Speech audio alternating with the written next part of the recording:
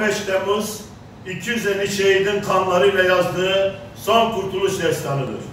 15 Temmuz 2016 tarihinde ülke olarak uluslararası karanlık bir işgal ve darbe girişimiyle karşı karşıya kaldık.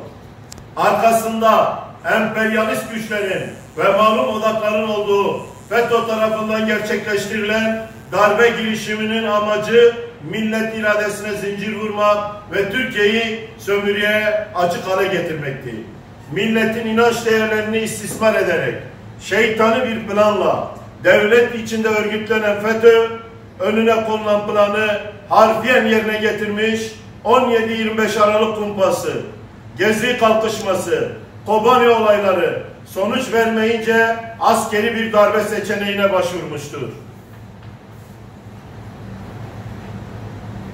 O gün nasıl ki meydanlarda darbeyi püskürttüysek, bugün de yeni sinsi stratejilere karşı teyakkuz ve sürekli bir bilinç halini kuşanmanın gayreti içindeyiz.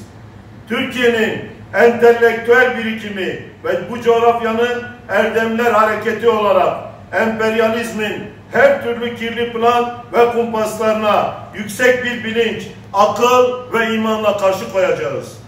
15 Temmuz'u unutmadık, unuturmayacağız. 15 Temmuz'un 3. seneyi devriyesi vesilesiyle şehitlerimize Yüce Rabbimizden rahmet diliyoruz.